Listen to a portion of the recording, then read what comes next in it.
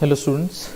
तो last lecture पर हम लोगों ने प्रॉपर्टीज़ डिस्कस करी थी कॉन्जुगेट एंड मॉडुलस की, एंड उस पर बेस्ड क्वेश्चंस कर रहे थे। तो अभी आज भी हम लोग उस पर बेस्ड कुछ क्वेश्चंस करेंगे एंड देन आगे बढ़ेंगे। ठीक, जैसे क्वेश्चन लिखिए,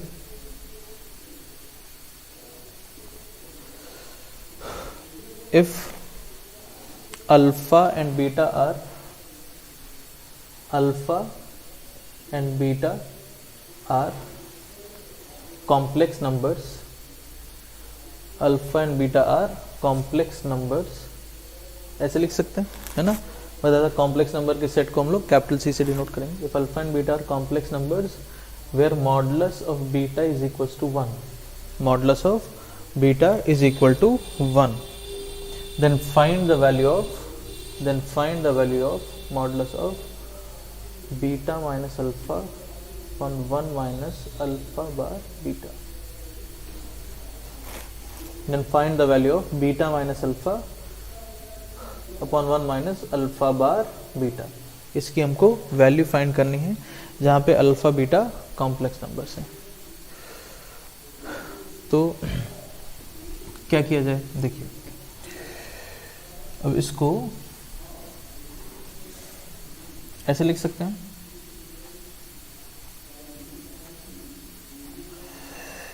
मॉडुलस बीटा अगर 1 हो तो मॉडुलस बीटा स्क्वायर वो भी बन रहेगा।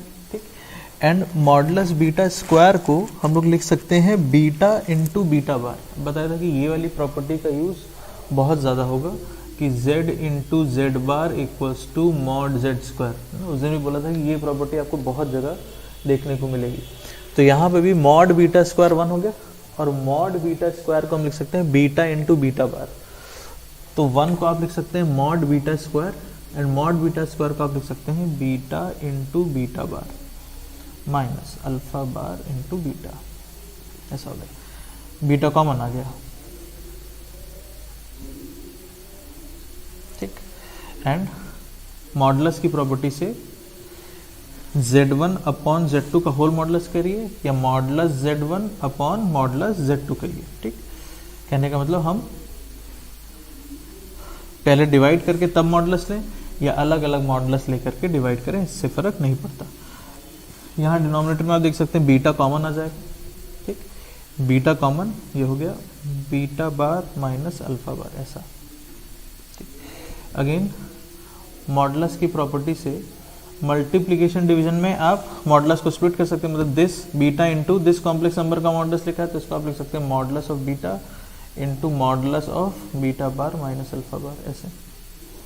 ठीक, अब मॉडुलस बीटा की वैल्यू तो 1 दी है, तो ये हो गया modulus of beta minus alpha, और डिनोमिनेटर में जो बीटा बार माइनस अल्फा बार लिखा है तो अलग अलग कॉन्जुगेट लेकर के तब सब्ट्रैक्ट करें या पहले सब्ट्रैक्ट कर दें तब उसका कॉन्जुगेट लें, इससे फर्क नहीं पड़ता,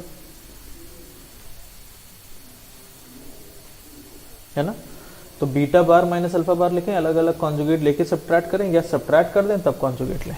अब अगेन मॉडुलस की प्रॉपर्टी में हम लोग डिस्कस किया था।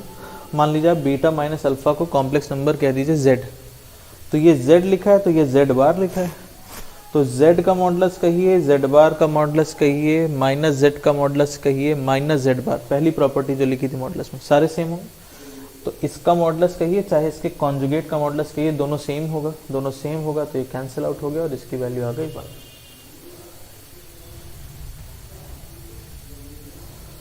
एक बार अगेन खुद से सारे स्टेप्स देख लीजिए। चलिए,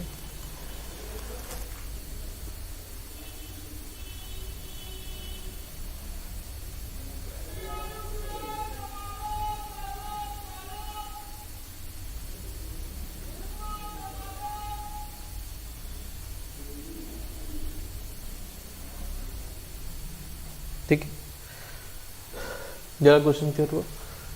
नेक्स्ट क्वेश्चन देखते हैं।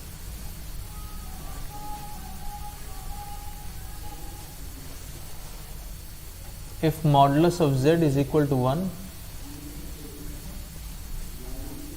then if modulus of z equals to 1 then 1 plus z upon 1 plus z bar is equal to, आपको 4 ऑप्शंस दिए हैं, z बार 1/z बार, ठीक। एंड एक से ज़्यादा ऑप्शंस इसमें करेक्ट हो सकते हैं, मल्टीपल करेक्ट है, इसमें एक से ज़्यादा ऑप्शंस करेक्ट हो सकते हैं। मॉडल z1 दिया है तो आपको इसकी सिंप्लीफाइड वैल्यू बतानी है, ठीक। चलिए खुद से ट्राई करिए।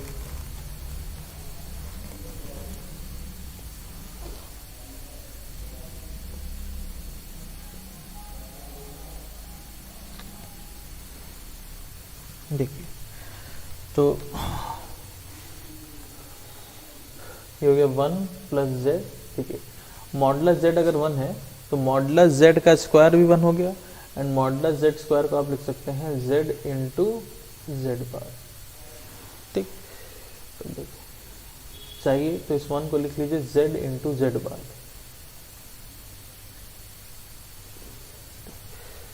ये हो गया 1 प्लस z बार common, z plus 1,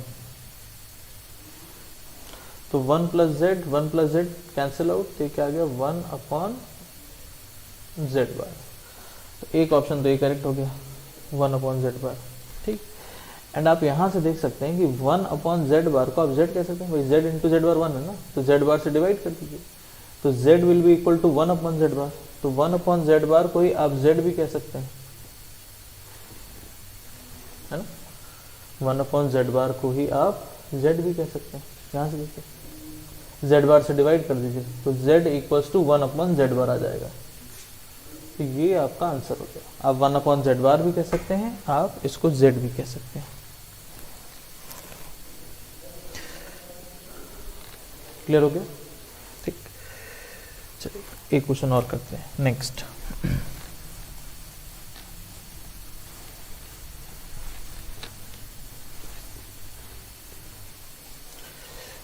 next question है modulus of z1 minus 3z2 upon 3 minus z1 bar z2, इसका मॉडुलस दिया है 1 एंड z2 का मॉडुलस दिया है नॉट इक्वल टू 1, तो आपको z1 का मॉडुलस बताना है, ठीक। आपको दिया है modulus of z1 minus 3z2 upon 3 minus z1 bar z2 1 दिया है, एंड मॉडुलस z2 1 के बराबर नहीं है ये भी दिया है, तो आपको मॉडुलस ऑफ z2 बताना है, ठीक। इस क्वेश्चन को ट्राई करिए, एंड इस क्वेश्चन के लिए हम हिंट दे देते हैं कि इस क्वेश्चन में मॉडुलस की वाली प्रॉपर्टी यूज करिए। अगर आपको याद हो तो उन्होंने z1 प्लस माइनस z2 का स्क्वायर, इसको कैसे ओपन किया था, ये बताया था कि यहाँ पर मॉडुलस को directly mod z1 plus minus mod z2 ऐसे स्प्लिट नहीं करते, इसको अलग तरीके से हम लोगों ने लिखा था, इसको प्रूफ भी किया था हम लोगों ने।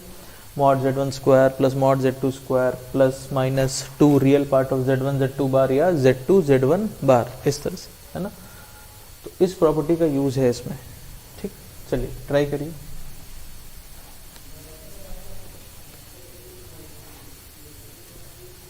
ये क्वेश्चन उस प्रॉपर्टी पर बेस्ड है।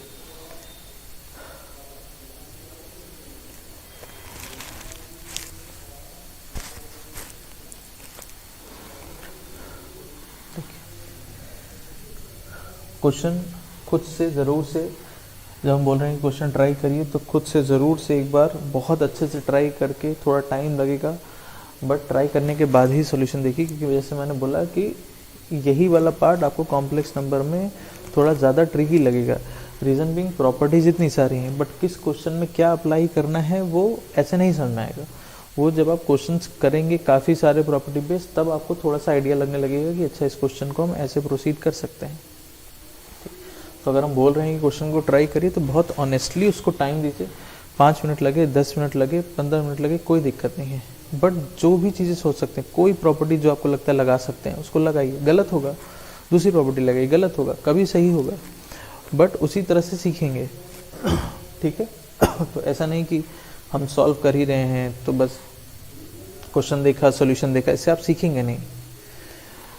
इस तरह के क्वेश्चन आप इस तरह से नहीं सीख सकते, क्योंकि इस क्वेश्चन में फिर ऐसा कोई कंसेप्ट है नहीं, बहुत सारी प्रॉपर्टीज़ हैं, कहाँ पर कौन सी प्रॉपर्टी लगेगी वो आपको खुद से सोचना है। तो वो आपको तभी स्ट्राइक करेगा जब आप खुद से कलम चलाएंगे, खुद से हाथ चलाएंगे, करेंगे, 2 बार गलती करेंगे, तीसरी बार सही करेंगे। तो क्वेश्चन को आपको खुद से स्ट्राइक तभी करेगा जब आप खुद से अटेम्प्ट कर रहे होंगे, क्योंकि ऐसे क्वेश्चन में ऐसा कुछ तो है नहीं कि फिक्स प्रोसीजर है कि ऐसा क्वेश्चन है तो हमने ऐसे कर दिया तो अपने सॉल्यूशन देख लिया, आपको क्लियर हो गया, समझ में तो आएगा। बट नया क्वेश्चन आएगा तो आप खुद नहीं कर पाएंगे, बात समझ से। इसलिए इस तरह के क्वेश्चन को स्पेसिफिकली, जैसे ट्रिग्नोमेट्री के क्वेश्चन होते हैं, तो अब ट्रिग्नोमेट्री में बहुत सारे फॉर्मूले हैं, बट अब क्वेश्चन में कौन सा फॉर्मूला कैसे लगेगा, उसको कैसे सिंप्लीफाई करना है, वो ऐसे समझ में नहीं आएगा। तो अगेन वो भी पूरा एकदम प्रैक्टिस बेस्ड है ना। ट्रिग्नोमेट्री चैप्टर भी पूरा आपका प्रैक्टिस बेस्ड है। आप जितने वेराइटी ऑफ क्वेश्चंस प्रैक्टिस कर लेंगे, आप ट्रिग्नोमेट्री में उतना ही कॉन्फिडेंट फील करते हैं। तो सेम वही चीज़ यहाँ पर, प्रॉपर्टी बेस्ड आप जितने क्वेश्चंस कर लेंगे, आप उतना कॉन्फिडेंट फील करने लगेंगे इस तरह के क्वेश्चंस में। ठीक, अब देखिए सबसे पहला स्टेप, तो हमको पता है मल्टीप्लिकेशन डिवीजन के लिए हम मॉडुलस को अलग अलग स्प्लिट कर सकते हैं।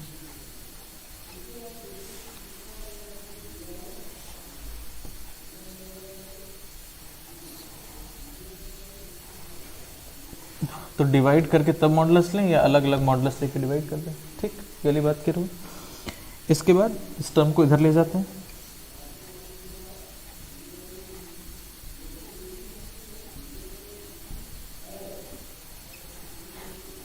और बोथ साइड स्क्वायर कर देते हैं।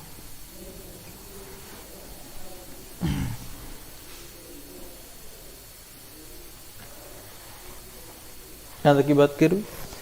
अब ये आपका Z1 हो गया और 3Z2 का आप कुछ Z2 कह दीजिए, तो ये Z1 माइनस Z2 मॉडुलस का स्क्वायर, ऐसा फॉर्मूला। तो फॉर्मूला क्या है, मॉडुलस Z1 स्क्वायर प्लस जो भी आपका Z2 है मॉडुलस Z2 स्क्वायर। भाई ये आपका Z1 हुआ, इस पूरे को कुछ Z2 कह दिया हमने, या इसको अल्फा कह दीजिए, इसको बीटा कह दीजिए। तो alpha minus beta modulus square, modulus alpha square modulus beta square, minus के लिए -2 रियल पार्ट ऑफ, है ना, दिस इंटू इसका कॉन्जुगेट लिख सकते हैं या दिस इंटू इसका कॉन्जुगेट लिख सकते हैं, कैसे भी लिख सकते हैं। तो मान लीजिए हमने लिखा दिस इंटू इसका कॉन्जुगेट, 3Z2 इंटू Z1 बार, 3Z2 इंटू Z1 बार, ऐसे, है ना। Modulus alpha square modulus beta square -2 real part of alpha into beta का कॉन्जुगेट या बीटा इंटू अल्फा का कॉन्जुगेट, कैसे भी लिख सकते हैं। तो हमने लिखा दिस इंटू इसका कॉन्जुगेट। RHS पार्ट देखते हैं, modulus 3 square modulus of Z1 bar Z2 का square -2 real part of this into इसका कॉन्जुगेट या दिस इंटू इसका कॉन्जुगेट। तो हम भी अगेन ऐसे लिख रहे हैं दिस इंटू इसका कॉन्जुगेट, मतलब Z1 बार Z2 इंटू 3 का कॉन्जुगेट। ठीक, अब देखिए 3 का कॉन्जुगेट 3 रहेगा। भाई 3 का मतलब हो गया 3 + 0i, तो 3 + 0i का कॉन्जुगेट हो गया 3 - 0i, तो 3 ही रहा। हमने प्रॉपर्टी भी देखी थी कि अगर कोई कॉम्प्लेक्स नंबर रियल है तो z will be equal to z bar. ठीक, तो वहाँ से भी आप कह सकते हैं कि 3 क्योंकि रियल है तो 3 विल बी इक्वल टू 3 बार, ऐसे कह लीजिए, या सीधे सीधे कॉन्जुगेट हमको समझ में आता है कि 3 + 0i है, 3 + 0i का कॉन्जुगेट 3 - 0i होगा, जो कि 3 ही रहेगा। तो ये ओवरऑल अगर आप देखिए तो लिखा है 3 Z1 बार Z2 इस पूरे का रियल पार्ट। यहाँ देखिए 3 Z1 बार Z2 इसका रियल पार्ट, तो -2 real part of 3 Z1 bar Z2 -2 real part of 3 Z1 bar Z2, दोनों सेम हो गया, ये दोनों कैंसिल आउट हो गया। अब सारे टर्म्स को एक सेट कलेक्ट कर लीजिए, मॉडुलस Z1 स्क्वायर, इसको स्प्लिट कर सकते हैं आप, ये भाई इसको ऐसे कर सकते हैं 3 इंटू Z2, तो 3 भी तो एक कॉम्प्लेक्स नंबर ही है 3 भी एक कॉम्प्लेक्स नंबर है जिसका इमेजिनरी पार्ट 0 है, तो मल्टीप्लिकेशन के लिए आप स्प्लिट कर सकते हैं, तो हो जाएगा mod 3 का स्क्वायर mod Z2 का स्क्वायर, तो mod 3 का स्क्वायर का मतलब 9 हो गया, 9 इंटू mod Z2 स्क्वायर। इसको इधर ले आते हैं, -9 mod 3 का स्क्वायर 9, ये इधर आ गया, और ये भी इधर ले आते हैं माइनस। अच्छा, इसको स्प्लिट करेंगे तो modulus of Z1 bar modulus of Z2 ऐसे स्प्लिट हो गई। मल्टीप्लिकेशन डिवीजन के लिए मॉडुलस को स्प्लिट कर सकते हैं अलग अलग। ठीक, अच्छा Z1 बार का मॉडुलस कहिए या Z1 का मॉडुलस कहिए, एक ही बात है। और होल स्क्वायर है।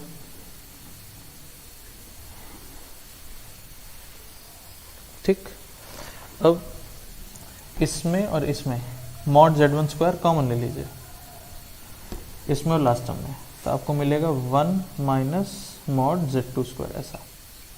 इन दोनों में 9 कॉमन ले लीजिए या -9 कॉमन लीजिए, इन दोनों टर्म्स में -9 कॉमन लेंगे तो यहाँ आएगा 1 और इसमें आ जाएगा माइनस मॉड Z2 स्क्वायर ऐसा इक्वल टू 0।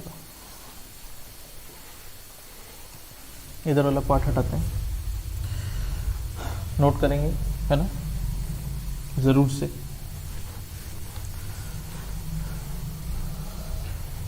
अब इन दोनों में 1 minus mod Z2 square common आ गया और ये बन गया mod of Z1 square minus 9।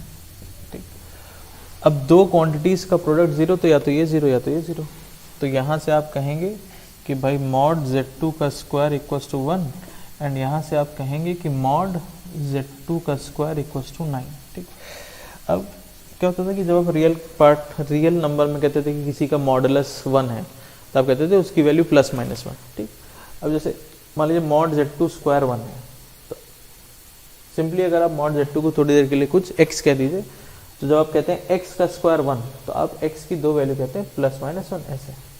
ठीक, लेकिन क्या मॉडुलस नेगेटिव हो सकता है? जैसे रियल नंबर में भी हम कहते थे कि किसी भी रियल नंबर का भी मॉडुलस जो था वो नेगेटिव नहीं हो सकता। कॉम्प्लेक्स नंबर में भी किसी भी कॉम्प्लेक्स नंबर का मॉडुलस कैसे डिफाइन किया गया? Under root. तो ए भी रियल पार्ट था और बी इमेजिनरी पार्ट था। एंड फर्स्ट डे हम लोगों ने डिस्कस किया था कि जो रियल पार्ट और जो इमेजिनरी पार्ट है वो भी क्या होते हैं? रियल नंबर्स होते हैं। तो ये भी रियल नंबर है, ये भी रियल नंबर है, तो ये ओवर रियल नंबर है ओवरऑल। और रियल नंबर का स्क्वायर रूट, तो स्क्वायर रूट तो हमेशा कैसा रिजल्ट देता है? पॉजिटिव, है ना। तो चाहे यहाँ पर कोई रियल नंबर हो चाहे यहाँ पे कॉम्प्लेक्स नंबर हो, मॉडुलस कभी भी नेगेटिव नहीं आएगा, मॉडुलस हमेशा पॉजिटिव रहेगा। तो मॉडुलस Z2 स्क्वायर अगर 1 है तो +-1 नहीं, केवल एक ही वैल्यू होगी 1। मॉडुलस Z2 स्क्वायर 9 है तो मॉडुलस Z2 की एक ही वैल्यू होगी 3। बट क्वेश्चन में दिया है कि मॉडुलस Z2 1 नहीं है, मतलब ये वाला केस पॉसिबल नहीं है। भाई दो क्वांटिटीज का प्रोडक्ट जीरो, तो या तो ये जीरो या तो ये जीरो। इसको जीरो करेंगे तो मॉड Z2 आएगा 1, बट क्वेश्चन में दिया है कि मॉड Z2 1 नहीं है, मतलब ये जीरो नहीं हो सकता, तो यही जीरो होगा और ये टर्म जीरो होगा, तो मॉड ये Z1 एंड इसको जीरो से इक्वेट करेंगे तो मॉड Z1 की वैल्यू आएगी 3 एंड यही आपको फाइंड करना था मॉड Z1। तो मॉड Z1 की वैल्यू आएगी 3। स्टार्टिंग से एक बार अगेन क्या किया वो एक्सप्लेन कर दिया। स्प्लिट कर दिया मॉडुलस को अलग अलग, फिर इसको इधर ले गए, बोथ साइड स्क्वायर कर दिया। स्क्वायर करने के बाद modulus Z1 minus Z2 square property से ओपन कर दिया, ये वाला टर्म कैंसिल आउट हो गया, बाकी टर्म्स को एक साइड कलेक्ट किया तो ये फैक्टराइज हो गया। दो टर्म्स का प्रोडक्ट जीरो, तो या तो ये जीरो या तो ये जीरो। ये जीरो हो नहीं सकता क्योंकि ये जीरो कर रहे हैं, तो मॉड Z2 आएगा 1 और क्वेश्चन में दिया है कि मॉड Z2 1 नहीं है, तो ये पॉसिबल नहीं है, तो इसका मतलब यही जीरो होगा।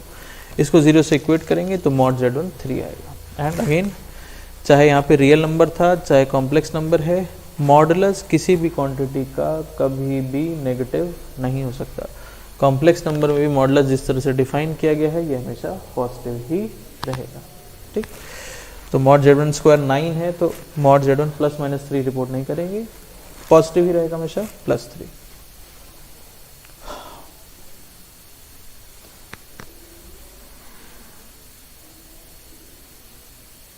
ठीक है, चलिए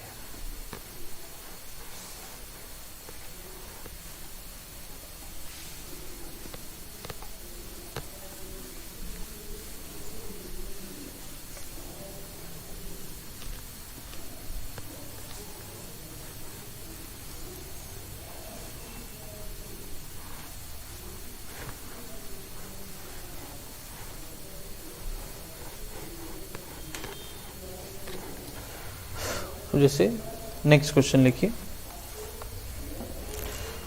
find roots of the equation, find roots of the equation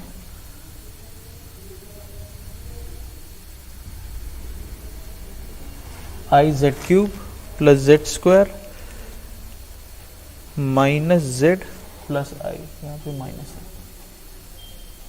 minus z plus I.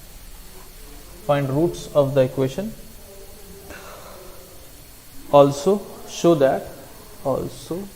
That mod of z is equal to 1. Also show that mod z equals to 1.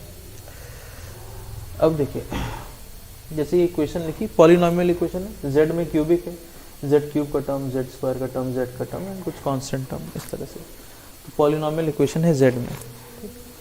अब कॉम्प्लेक्स नंबर में जब हमको equation solve करना है ना, तो equation solve करने के दो तरीके हैं.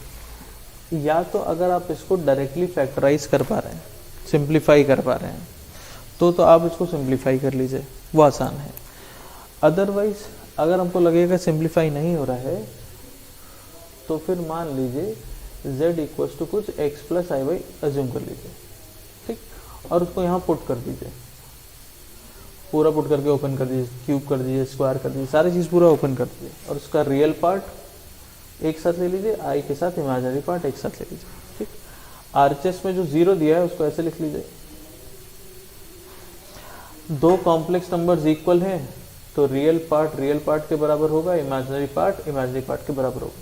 तो आपके पास दो अननोन है एक्स वाई, एंड आप जब रियल पार्ट को जीरो से इक्वेट करेंगे, इमेजिनरी पार्ट को जीरो से इक्वेट करेंगे, तो आपको दो इक्वेशंस मिलेंगे. तो दो अननोन, दो इक्वेशन सॉल्व कर लेंगे तो एक्स वाई की वैल्यू आ गई. तो हम दोनों तरीके के क्वेश्चंस आपको करके दिखाएंगे. एक जिसमें हम डायरेक्टली सिंप्लीफाई कर पा रहे हैं, वैसे कर सकते हैं, वो ज़्यादा आसान है, वो कर पाएंगे तो वो प्रेफर करेंगे हम. नहीं, अगर हमसे सिंप्लीफाई हो रहा है, फैक्टराइज हो रहा है, तो ये हमारा लास्ट तरीका है कि फिर कुछ नहीं समझ में आ रहा है तो z को x plus I Y put करके सीधा सीधा सॉल्व करेंगे. अब देखिए, अब जैसे इस केस में हमको दिख रहा है कि हम इसको थोड़ा सिंप्लीफाई कर सकते हैं. देखिए, जैसे मान लीजिए हम यहाँ पे जेड स्क्वायर कॉमन ले लें, ठीक, आई के साथ, आई जेड स्क्वायर कॉमन ले लें, तो आई कॉमन, जेड स्क्वायर कॉमन, तो यहाँ पे एक जेड आएगा, ठीक, और यहाँ पर एक आई कॉमन है जेड स्क्वायर के साथ, तो यहाँ एक 1 अपॉन आई आएगा. अच्छा, 1 अपॉन आई को हम लोग माइनस आई कह सकते हैं. देख लीजिए, ये बनेगा I Z cube minus minus minus of I square minus one minus plus one हो गया, प्लस ऑफ जेड स्क्वायर, ऐसा कुछ. इन दोनों टर्म्स में माइनस वन कॉमन ले लीजिए, तो हो गया जेड माइनस आई. ये देखिए फैक्टराइज हो गया, आई जेड स्क्वायर है ना, माइनस वन एक फैक्टर आ जाएगा और दूसरा फैक्टर आ जाएगा जेड माइनस आई. जब आप जेड माइनस आई कॉमन लेंगे तो I Z square minus one. तो यहाँ से जेड स्क्वायर की वैल्यू आपको मिलेगी, इसको जीरो से इक्वेट करेंगे तो 1 अपॉन आई मतलब माइनस आई, ठीक, एंड यहाँ से जेड की वैल्यू आपको मिलेगी आई. जेड स्क्वायर अगर माइनस आई है तो जेड की वैल्यू हो जाएगी प्लस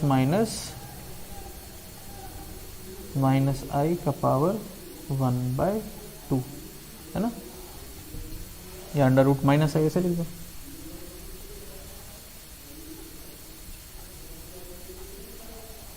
जेड की वैल्यू आ गई. तो हमको जेड की 3 वैल्यूज मिल गई. एक जेड की वैल्यू आई, एक वैल्यू आ गई plus under root of minus i और एक minus under root of minus i. Z की 3 वैल्यूज आई, ठीक है. अब हमको ये भी शो करना था that mod Z equals to 1. तो जेड क्या है, इस इक्वेशन का रूट ही तो है ना जेड. तो हमने रूट्स फाइंड कर लिए. अब सारे रूट्स का मॉडुलस देख लीजिए. तो मॉड जेड हो जाएगा, इसका हो गया मॉड ऑफ आई, इसका हो गया mod of under root minus i, और इसका हो गया mod of minus under root minus i. अच्छा, आई का मतलब हो गया, आई का मतलब हो गया 0 प्लस आई. तो आप मॉडुलस ऐसे लिखते हैं, अंडर रूट रियल पार्ट का स्क्वायर, आई के साथ 1 है इमेजिनरी पार्ट का स्क्वायर. इसका मॉडुलस कितना आ गया 1, ठीक. अच्छा, इसका और इसका मॉडुलस सेम होगा. मान लीजिए कुछ कॉम्प्लेक्स नंबर z लिखा है, तो ये माइनस जेड लिखा है, तो z का मॉडुलस कहिए माइनस जेड का मॉडुलस कहिए, वो सेम ही होगा, ठीक. माइनस आई का मतलब हो गया 0 माइनस आई. पहले इसका मॉडुलस फाइंड करते हैं. इसका मॉडुलस कितना हो जाएगा, under root modulus of minus i अगर हम आपसे कहें अंडर रूट रियल पार्ट का स्क्वायर प्लस इमेजिनरी पार्ट का स्क्वायर, ये भी 1 आ जाएगा, ठीक। और हमने प्रॉपर्टी डिस्कस करी थी कि z to the power n का मॉडुलस कहें या mod z to the power n कहें, प्रॉपर्टी बताई थी, ठीक। तो माइनस आई का पावर 1/2 इसका मॉडुलस कहिए या माइनस आई का मॉडुलस इसका पावर 1/2 कहिए, एक ही बात है, ठीक। क्लियर हो ये चीज? और इसका मॉडुलस सेम ही आना है। तो माइनस आई का मॉडुलस कितना आ गया 1, 1 का पावर 1/2, तो ये भी कितना रहेगा 1 ही रहेगा, ये भी कितना आएगा 1 ही आएगा, ठीक। तो हमको शो करना था कि यहाँ पर मॉड z की वैल्यू इज 1। तो हम देख सकते हैं z की 3 वैल्यूज आई हैं, बट तीनों ही केसेस के लिए मॉड z की जो वैल्यू है वो 1 है, मतलब तीनों जो कॉम्प्लेक्स नंबर्स हैं उनका मॉडुलस 1 है। आई क्लियर होना चाहिए। ये और ये सेम आएगा क्योंकि ये अगर z लिखा है तो ये माइनस z लिखा है, तो z का मॉडुलस माइनस z का मॉडुलस सेम होता है। इसको हम कैसे कह रहे हैं कि ऐसे लिख लेते हैं भाई, ये हो गया ऐसा, माइनस आई का पावर 1/2 ऐसे लिखा है। तो z to the power n का मॉडुलस कहिए, मॉड z का पावर n कहिए, एक ही बात है। तो पहले माइनस आई का मॉडुलस फाइंड कर लिया, वो 1 आ गया, फिर 1 का पावर 1/2, वो भी 1 ही रहेगा। तो इसका भी मॉडुलस आएगा 1, इसका भी मॉडुलस आएगा 1। तो इक्वेशन सॉल्विंग में एक तरीका ये है कि अगर हम इसको किसी तरह से सिंप्लीफाई कर पा रहे हैं, फैक्टराइज कर पा रहे हैं, तो ऐसे प्रोसीड कर लिया जाए। अगर नहीं होगा तो लास्ट में z को x plus I Y put करके सॉल्व करेंगे। अब ये क्वेश्चन वैसा भी देखते हैं, ठीक। ये क्वेश्चन क्लियर होना चाहिए। नेक्स्ट लिखिए, find roots of the equation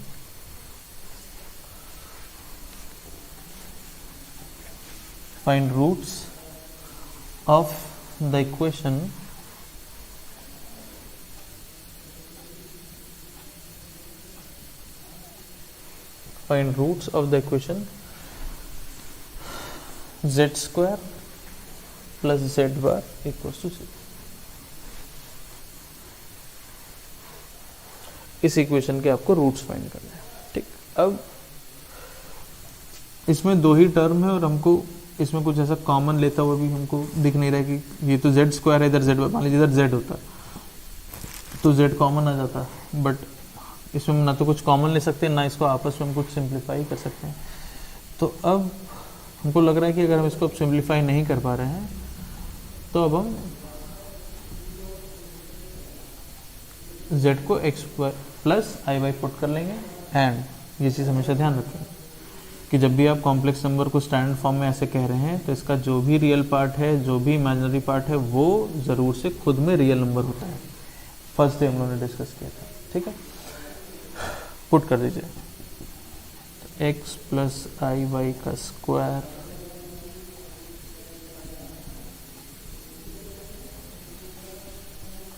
ये होगा x का स्क्वायर आई वाई का square plus 2x into I Y, A square B square 2ab plus x minus I Y equals to 0, ठीक। रियल पार्ट देखते हैं, x का square आई square -1 हो जाएगा ये, तो माइनस ऑफ वाई का स्क्वायर आएगा, इसमें आई का टर्म है, इसमें आई का टर्म है, एक x बचा, ये हो गया रियल पार्ट। एंड आई के साथ आएगा इमेजिनरी पार्ट। इमेजिनरी पार्ट देखते हैं क्या, आई के साथ 2xy माइनस वाई, ऐसा। अब 0 को हमने लिख दिया ऐसे, 0 प्लस 0 है, ठीक।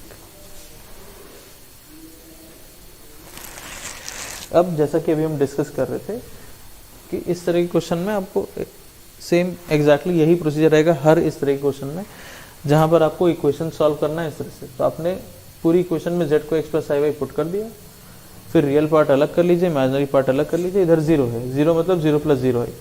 तो 2 कॉम्प्लेक्स नंबर्स अगर इक्वल हैं तो रियल पार्ट के बराबर, इमेजिनरी पार्ट के बराबर। तो आप 2 इक्वेशन बना लेंगे, 2 अननोन, 2 इक्वेशन सॉल्व कर लीजिए, ठीक।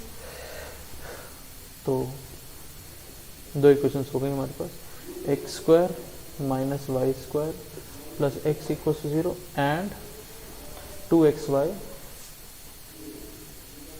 माइनस वाई इक्वल टू 0, ठीक। तो देखिए ये आपकी फर्स्ट इक्वेशन है, ये आपकी सेकेंड इक्वेशन है, ठीक। अब सेकंड इक्वेशन से देखिए, y common 2x minus 1 equals to 0, ठीक। तो इसका मतलब या तो y 0 या तो ये 0, ठीक। अब केसेस बना लेते हैं। अगर y 0 हो गया तो भाई या तो y 0 होगा या तो ये 0 होगा, ये 0 होगा तो x आएगा 1/2। तो दो केसेस बना लेते हैं कि अगर y 0 है तो क्या हुआ। अब y 0 है इस केस में, तो अब फर्स्ट इक्वेशन देखिए, ये फर्स्ट केस है आपका। अब अगर y 0 हो गया तो एक्स स्क्वायर प्लस एक्स 0 आ जाएगा, x common x plus 1 equals to 0। तो यहाँ से आपको x की दो वैल्यूज मिलेंगी 0 एंड -1, ठीक। z आपने किसको माना था, x प्लस आई वाई, तो 0 प्लस 0 आई वो 0 ही हो गया, एंड -1 प्लस 0 आई -1। तो यहाँ पे सॉल्व करने पे इस केस में हमको z की दो वैल्यू मिली। z है x प्लस आई वाई, तो 0 प्लस 0 आई वो 0 ही हो गया, और -1 प्लस 0 आई वो -1 हो गया। फर्स्ट केस में हमको z की दो वैल्यूज मिली, नोट कर लेंगे, है ना।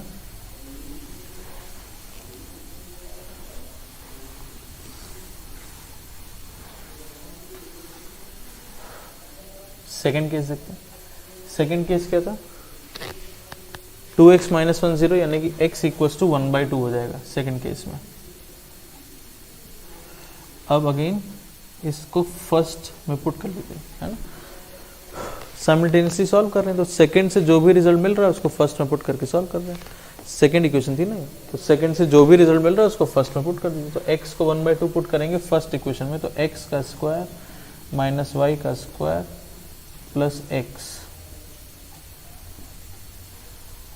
यहाँ से y स्क्वायर की वैल्यू आ जाएगी 3/4, तो यहाँ से y की दो वैल्यूज आ जाएंगी प्लस माइनस √3/2, ऐसा, ठीक। z क्या है, x plus I by, x कितना है 1/2, तो एक रूट हो गया 1/2 प्लस आई प्लस √3/2, एक रूट हो गया x plus I Y, Y यहाँ पे -√3/2 है, तो ओवरऑल आ जाएगा -i√3/2।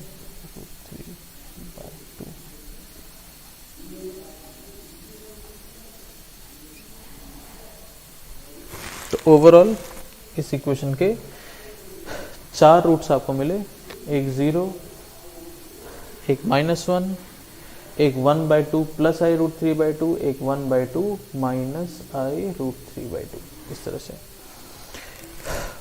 अगेन पूरा क्वेश्चन एक बार देख लीजिए।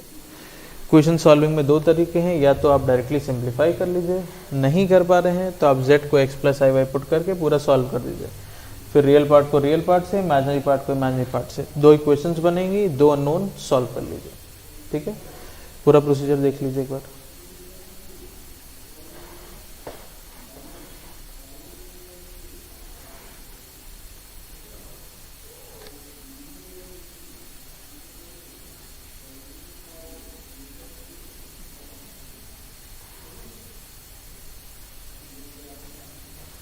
क्लियर हो गया। अब हमसे पूछा जाए कि इस इक्वेशन में कितने रियल रूट, तो हम कहेंगे इस इक्वेशन के 2 रियल रूट, है ना। अब ये चीज़ बताई थी कि z इक्वल्स टू 0 ये वाले कॉम्प्लेक्स नंबर को प्योरली रियल की कैटेगरी में रखा गया है ना, तो इसको आप रियल नंबर में काउंट करेंगे, इसको आप प्योरली इमेजिनरी में काउंट नहीं करेंगे। तो पूछा जाए कि इसमें कितने, इस इक्वेशन के टोटल कितने रियल रूट्स हैं, तो इसके 2 रियल कह लीजिए या प्योरली रियल कह लीजिए, इसके 2 रियल रूट्स हैं। इसके कितने प्योरली इमेजिनरी रूट्स हैं, तो हम बोलेंगे 0। नंबर ऑफ इमेजिनरी रूट्स इसके 0 है, इसका कोई भी प्योरली इमेजिनरी रूट नहीं है। प्योरली इमेजिनरी में क्या होता है, रियल पार्ट 0 होता है, क्या कोई ऐसा रूट है जो प्योरली इमेजिनरी फॉर्म में, नहीं। 2 रूट्स रियल हैं एंड 2 रूट्स इसके कॉम्प्लेक्स हैं, इसका कोई भी प्योरली इमेजिनरी रूट नहीं है, ठीक। तो रूट्स जैसे आएंगे उसका नेचर देख करके आप बता सकते हैं कितने इसमें रियल हैं, कितने इमेजिनरी हैं, कितने कॉम्प्लेक्स हैं, सारी चीज़। सॉल्व कैसे कर रहे थे वो चीज़ इंपॉर्टेंट थी, वो क्लियर होना चाहिए, ठीक। तो प्रॉपर्टी पर बेस्ड हम लोगों ने सफिशिएंट क्वेश्चन कर लिए। उस दिन भी हम लोगों ने 3 से 4 क्वेश्चन किए थे, आज भी हम लोगों ने इतने क्वेश्चन किए, तो 7-8 क्वेश्चन हम लोगों ने प्रॉपर्टी बेस्ड कर ली हैं, तो थोड़ा सा अब आपको ज़रूर से आइडिया लग रहा होगा कि कैसे प्रोसीड करते हैं। अब इसके बाद आप असाइनमेंट खुद से ट्राई करिए प्रॉपर्टी बेस्ड, जो इसका सबसे पहला असाइनमेंट है, एंड उसमें जहाँ डाउट है उसको डिस्कशन क्लास में पूछिए, ठीक। अब थ्योरी पार्ट को हम लोग इसके बाद आगे बढ़ाते हैं।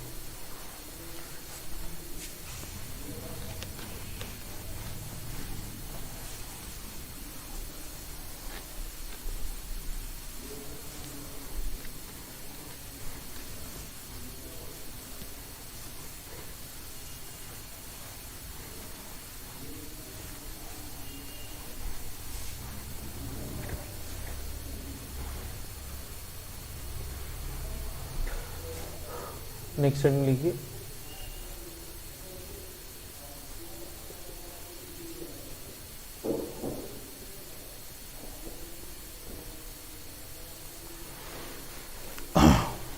मान लीजिए हमको कोई कॉम्प्लेक्स नंबर गिवन है और हमसे बोला जाए इसका स्क्वायर रूट फाइंड करिए।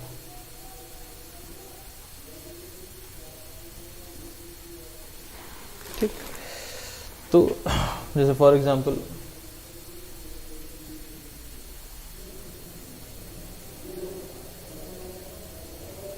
उससे बोले चलिए आप हमको स्क्वायर रूट ऑफ z बताइए, मतलब स्क्वायर रूट ऑफ 3 + 4i बताइए। ठीक, तो इसका क्या बेसिक प्रोसीजर होता है वो बता देते हैं, बट पूरे कैलकुलेशन में नहीं जाएंगे। एंड रिजल्ट लिखेंगे एंड उसको एज अ स्टैंडर्ड फॉर्मूला याद करेंगे, as a standard result, standard formula उसको आपको याद करना है। ठीक, तरीका ये होता है कि अगर हमको स्क्वायर रूट फाइंड करना है तो let square root of this is equal to कुछ x + iy मान लिया जाता है, फिर हम बोथ साइड स्क्वायर कर देते हैं। तो बोथ साइड स्क्वायर करेंगे तो इधर आ जाएगा 3 + 4i, इधर स्क्वायर करेंगे तो x का स्क्वायर, फिर iy का स्क्वायर, फिर 2x × iy, ऐसे बनेंगे। अब जो भी रियल पार्ट है उसको रियल पार्ट से इक्वेट कर लीजिए। इधर रियल पार्ट 3 है, इधर रियल पार्ट आएगा x², i² -1 हो जाएगा, तो x² - y², एंड जो भी i के साथ इमेजिनरी पार्ट है, i के साथ इधर है 2xy। तो रियल पार्ट को रियल पार्ट से, इमेजिनरी पार्ट को इमेजिनरी पार्ट से इक्वेट कर लीजिए, दो अननोन, दो इक्वेशन सॉल्व कर लीजिए। ये तरीका है। ठीक, लेट्स से अगर आपके स्कूल एग्जाम में, जो भी 11th के स्टूडेंट्स ये वीडियो देख रहे हैं, स्कूल एग्जाम में अगर आपको इस तरह का क्वेश्चन आता है तो आपको ऐसे ही चलना होगा। ठीक, फिर मेरे ख्याल से इक्वेशन तो सॉल्व कर ही लेंगे। यहाँ से y को लिख लीजिए 4/2x, है ना, यहाँ पुट कर दीजिए, सॉल्व कर लीजिए, हो जाएगा। ठीक है, तो ये तो तरीका हो गया सॉल्व करने का और हमको रिजल्ट मिल जाएगा। तो स्कूल एग्जाम में इस तरह के क्वेश्चन को ऐसे ही प्रोसीड करेंगे। इसका डायरेक्टली हम रिजल्ट लिख दे रहे हैं एंड उसको फिर as a formula, as a result याद रखेंगे। अब जैसे हम लोग रियल नंबर्स में कहते हैं कि किसी भी क्वांटिटी का स्क्वायर रूट जो होगा वो पॉजिटिव आएगा। ठीक, बट कॉम्प्लेक्स नंबर में इस बात का कोई सिग्निफिकेंस नहीं रह गया कि आप इसके स्क्वायर रूट को पॉजिटिव कहिए, क्योंकि ये चीज़ बता था कि कॉम्प्लेक्स नंबर्स में इनइक्वालिटीज डिफाइंड नहीं है।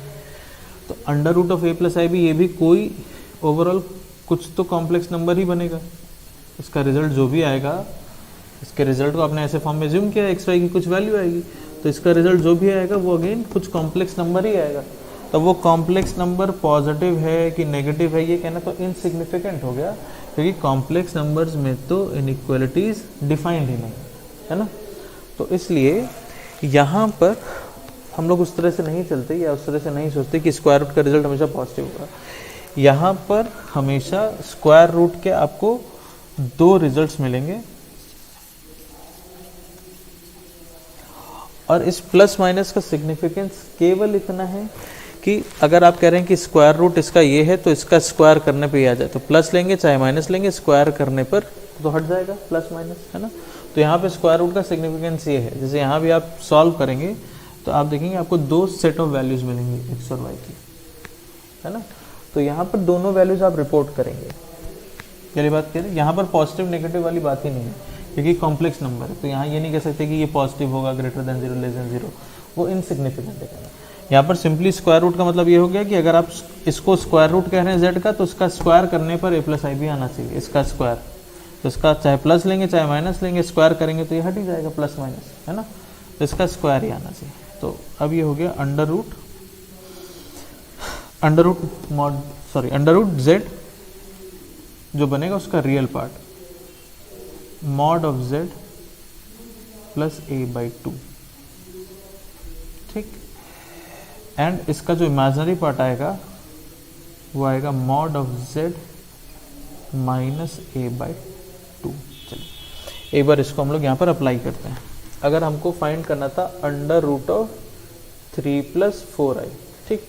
अभी यहाँ पर ये i के साथ है, ये इमेजिनरी पार्ट है, यहाँ प्लस या माइनस वो भी बताते हैं। तो पहले तो प्लस माइनस अंडर रूट की 2 वैल्यूज आप लिखेंगे ही लिखेंगे, ठीक। फिर अंडर रूट, इसका मॉडुलस देख लीजिए, इस कॉम्प्लेक्स नंबर का मॉडुलस z ये है, इसका मॉडुलस देख लीजिए। तो अंडर रूट 3² + 4² 5 आ जाएगा, ठीक। तो 5 mod z plus a/2, a क्या है इसका रियल पार्ट, इसका रियल पार्ट है 3, तो 5 + 3/2 और i के साथ आ जाएगा अंडर रूट 5 - 3/2 ऐसा, ठीक। तो ये हो गया प्लस माइनस 8/2 4 का अंडर रूट हो गया 2 और i के साथ आ जाएगा 5 - 3 2/2 यानी कि 1, i के साथ आ जाएगा 1 ऐसा, ठीक। अब यहाँ पर साइन प्लस लेंगे या माइनस, ये वाला साइन, ये डिपेंड करता है कि आपके कॉम्प्लेक्स नंबर का यहाँ पर जो इमेजिनरी पार्ट था ये कैसा था, पॉजिटिव या नेगेटिव। जो साइन यहाँ होगा वही साइन यहाँ पर आएगा। जैसे यहाँ पे 3 + 4i है तो प्लस रहेगा। अब यहीं पे 3 - 4i होता तो यहाँ माइनस लेते हैं।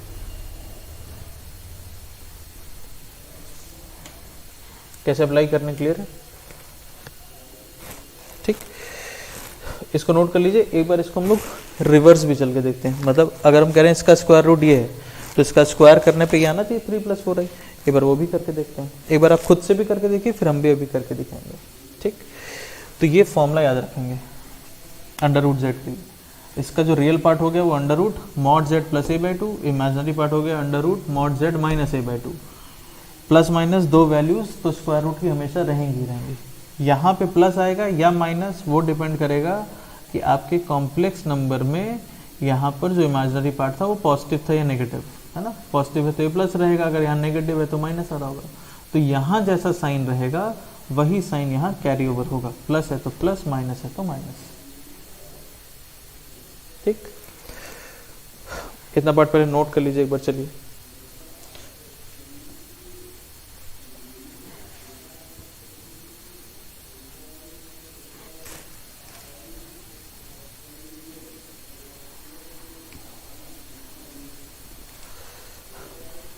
फॉर्मूला लिख लीजिए। इसको एक बार रिवर्स कैलकुलेट करके देखते हैं, जस्ट टू वेरीफाई कि हमको सही रिजल्ट मिला है कि नहीं। तो हमको अंडर रूट ऑफ 3 + 4i ऐसे मिला है, प्लस माइनस 2 + i। तो अगर इसका अंडर रूट ये है तो इसका स्क्वायर करने पे 3 + 4i आना चाहिए। तो एक बार देखते हैं, प्लस माइनस 2 + i, इसका स्क्वायर करते हैं। तो प्लस चाहे माइनस स्क्वायर तो हट ही जाएगा प्लस माइनस। ये होगा 2 का स्क्वायर प्लस i का स्क्वायर प्लस 2 × a × b, ठीक। 4i² -1 प्लस 4i, तो 4 - 1 ये हो गया 3 + 4i, 4 - 1 3। तो 3 + 4i का स्क्वायर रूट अगर ये है तो इसका स्क्वायर करने पर 3 + 4i आना चाहिए।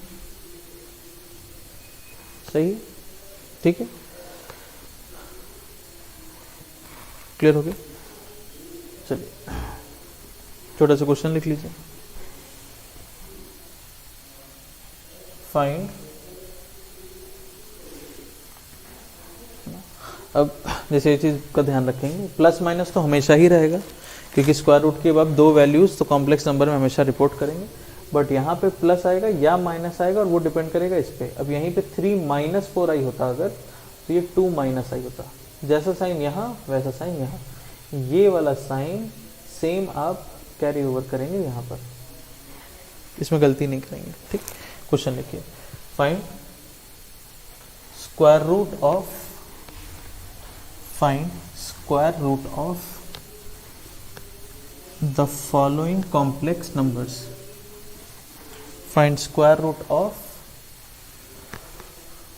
the following complex numbers. तो जो भी हम कॉम्प्लेक्स नंबर लिख रहे हैं उसका स्क्वायर रूट आपको फाइंड करना है. 2 - i. इन दोनों का स्क्वायर रूट फाइंड करिए, फॉर्मूला अप्लाई करिए. उसका एज स्टैंडर्ड रिजल्ट आपको याद करना है, एज अ फॉर्मूला याद करना है, उसको अप्लाई करिए, डायरेक्टली आंसर लिखिए. चलिए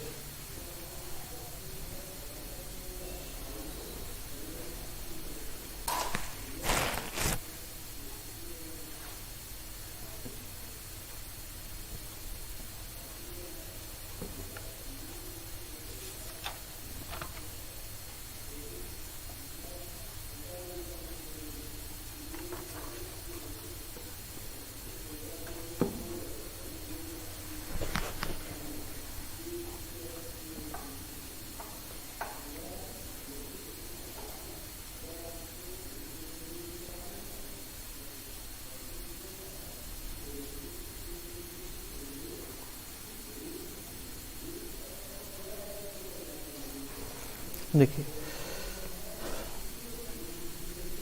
first under root of 2 - i हमको लिखना था. प्लस माइनस दो वैल्यूज रिपोर्ट करेंगे. रियल पार्ट कैसे लिखते थे? अंडर रूट के अंदर मॉड ऑफ z. इसका मॉडुलस कितना आ जाएगा? Under root of 2 square plus -1 का स्क्वायर, तो अंडर रूट 5 आएगा. Mod z plus a/2 and imaginary part आएगा अंडर रूट के अंदर मॉड z माइनस a/2 ऐसा. ठीक, क्योंकि यहाँ माइनस है तो यहाँ जो इमेजिनरी पार्ट है इसमें माइनस आएगा. अंडर रूट के अंदर mod z plus a/2, imaginary part mod z minus a/2. यहाँ माइनस है तो यहाँ माइनस आएगा एंड दो वैल्यूज वो उसके लिए plus minus. Second under root of i का मतलब हो गया 0 प्लस i. ठीक, अगेन दो वैल्यूज के लिए प्लस माइनस अंडर रूट. इसका मॉडुलस कितना है? 1. Under root 0 square plus 1 square 1, तो 1 mod z plus a/2 and imaginary part आएगा मॉड z माइनस a/2 ऐसा. क्योंकि यहाँ प्लस है इसलिए यहाँ पर प्लस आएगा. तो plus minus under root 1/2 plus i under root 1/2 ऐसा. क्लियर हो गया? ठीक है, स्क्वायर रूट सिंपल है, बस आपको ये एक्सप्रेशन याद रखना है, फॉर्मूला याद रखना है, तो आप किसी भी कॉम्प्लेक्स नंबर का स्क्वायर रूट लिख लेंगे. क्योंकि अभी तो हम लोग जब कॉम्प्लेक्स नंबर में आगे पढ़ेंगे तो हम लोग जनरल, हम इसका पावर 1/3 दे दें, 4/3 दे दें, 7/10 दे दें, है ना, सबकी वैल्यू फाइंड करना हम लोग सीखेंगे जनरल. केवल स्क्वायर रूट स्पेसिफिकली इसलिए अभी बता दिया है क्योंकि स्क्वायर रूट की ज़रूरत पड़ेगी क्वेश्चंस में. कहीं कहीं क्वेश्चन में आपको स्क्वायर रूट फाइंड करने की ज़रूरत पड़ेगी, तो वो डायरेक्टली लिखना आना चाहिए. अभी तो हम लोग इसका जनरल डिस्कशन भी आगे करेंगे कॉम्प्लेक्स नंबर्स में.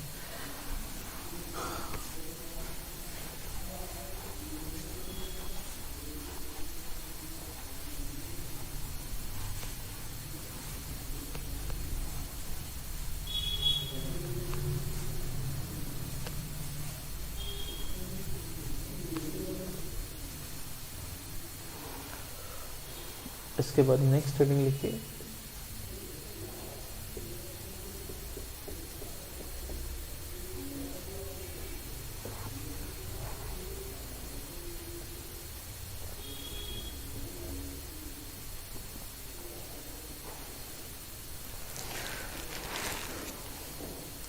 अब देखिए,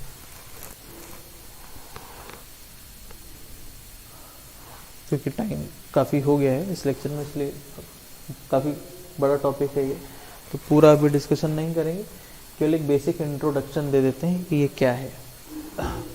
जैसे किसी भी रियल नंबर को डिफाइन करने के लिए रियल एक्सिस बताई गई या XY प्लेन बताया गया है ना, जिसमें आप सारे पॉइंट्स डिनोट कर सकते हैं 1, 2, -1, 2, 3, 4 इस तरह से. उसी तरह से कोई भी कॉम्प्लेक्स नंबर मान लीजिए हमको दिया है तो इसको डिनोट करने के लिए, इसको दिखाने के लिए, रिप्रेजेंट करने के लिए एक कॉम्प्लेक्स प्लेन डिफाइन किया गया। अब इसको हम लोग कॉम्प्लेक्स प्लेन भी कहते हैं या इसी का एक नाम है, इसको हम लोग आर्गन्ड प्लेन भी कहते हैं, ठीक। जैसे एक्स वाई प्लेन को हम लोग कार्टेशियन प्लेन भी कहते हैं, है ना। वैसे ही जो कॉम्प्लेक्स प्लेन है इसका एक नाम है, इसको आर्गन्ड प्लेन भी कहते हैं। कॉम्प्लेक्स प्लेन या आर्गन्ड प्लेन, नाम याद रखेंगे, ठीक। अब कॉम्प्लेक्स प्लेन में क्या किया गया, ये बिल्कुल वैसा ही है जैसा एक्स एक्सिस वाई एक्सिस, उसी तरह से दो एक्सिस बताई गई। तो कार्टेशियन प्लेन में ये आपका एक्स एक्सिस होता था, ये Y, positive X positive Y, negative positive X negative X, positive Y negative Y. Complex plane में क्या किया गया, अब इसी को बोला गया रियल एक्सिस और इसको बोला गया कि ये आपका इमेजिनरी एक्सिस है। तो ऑब्वियसली इधर पॉजिटिव रियल एक्सिस, इधर नेगेटिव रियल एक्सिस, इधर पॉजिटिव इमेजिनरी एक्सिस, इधर नेगेटिव इमेजिनरी एक्सिस, ठीक। इस एक्सिस पर आप रियल नंबर लेंगे और इस एक्सिस पर आप इमेजिनरी पार्ट लेंगे, ठीक। कहने का मतलब जैसे कॉम्प्लेक्स नंबर है 3 + 4i, तो इसका रियल पार्ट कितना है +3, तो रियल एक्सिस पे चले जाइए 3 यूनिट्स। इसका इमेजिनरी पार्ट कितना है +4, तो इमेजिनरी एक्सिस के अलॉन्ग चले जाइए 4 यूनिट्स, तो +3 एंड देन 1 2 3 4 +4, है ना। तो ये जो पॉइंट मिला, ये पॉइंट रिप्रेजेंट करेगा कॉम्प्लेक्स नंबर 3 + 4i को। इसका रियल पार्ट 3, इसका इमेजिनरी पार्ट 4। जैसे मान लीजिए हम आपको एक कॉम्प्लेक्स नंबर दें -2 + i, ठीक। तो इसका रियल पार्ट कितना है -2, इसका इमेजिनरी पार्ट कितना है +i। तो यहाँ पर -2 एंड इमेजिनरी पार्ट +1, रियल के अलॉन्ग -2, इमेजिनरी के अलॉन्ग +1। तो ये जो कॉम्प्लेक्स नंबर है, ये जो पॉइंट होगा, this will represent the complex number -2 + i, z = -2 + i, ये यहाँ पर आएगा, ठीक। मान लीजिए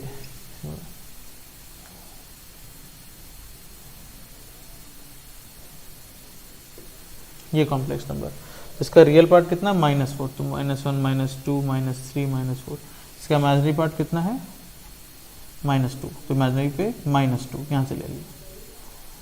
तो ये जो पॉइंट होगा ये हो जाएगा कॉम्प्लेक्स नंबर आपका -4 -2i, ठीक। इस तरह से तो आप देख सकते हैं कि ये बिल्कुल कोऑर्डिनेट जैसा है। जैसे हम आपसे बोलते हैं कि 3,4 पॉइंट प्लॉट करिए, तो आप एक्स वाई प्लेन में अगर इधर x होता इधर y होता तो 3,4 आप प्लॉट करते इसी तरह से, है ना।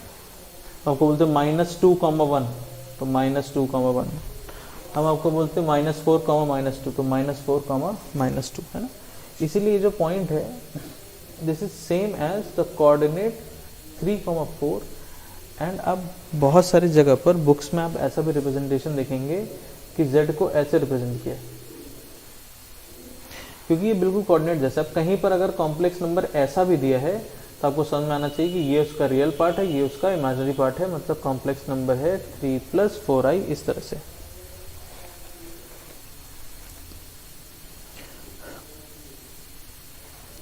ये वाली बात करिए।